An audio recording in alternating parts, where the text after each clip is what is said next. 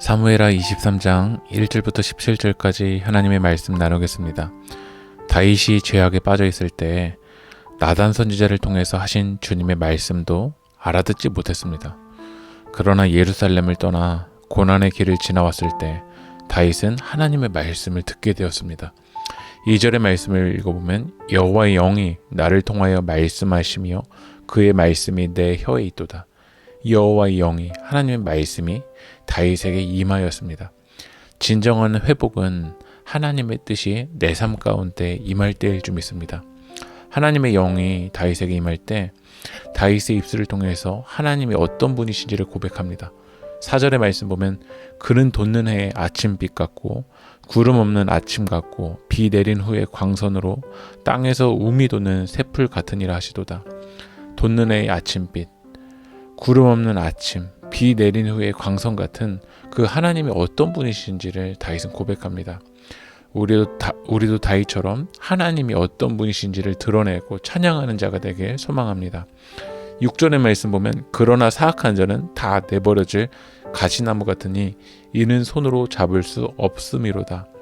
또한 하나님은 사악한 자를 내버리시는 가시나무처럼 심판하시는 공의의 하나님임을 고백합니다. 하나님은 악한 자에게는 심판하시는 분입니다. 그리고 오늘 본문에서는 다윗이 하나님 나라를 완성해 갈 때 다윗 혼자만 일한 것이 아니라 함께 동역했던 동역자들이 있었습니다.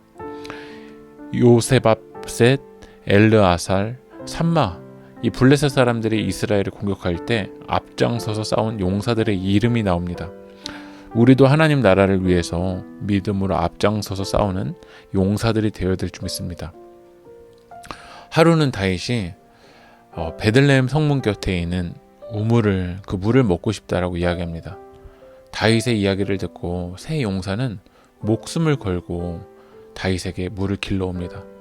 하지만 다윗은 그때서야 깨달으며 그 물을 마시기를 기뻐하지 않았습니다.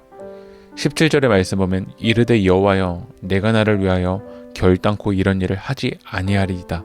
이는 목숨을 걸고 갔던 사람들의 피가 아니니까 하고 마시기를 즐겨하지 아니하니라. 세 용서가 이런 일을 행하였더라.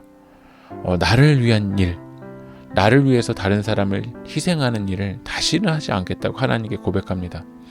다윗이 무너질 때는 자기의 욕심을 위해서 사람을 희생할 때였습니다. 그러나 다윗이 영적으로 회복할 때는 이 욕심을 나를 채우는 것이 아니라 다른 사람을 섬기고 희생하는 그 일에 다윗은 동참하고 있었습니다. 우리는 나의 욕심을 채우기 위해서 사람을 희생하는 자가 아니라 오히려 내가 주님의 사랑으로 사람들을 섬기고 세우는 사역에 동참해야 될 줄 믿습니다. 기도하겠습니다.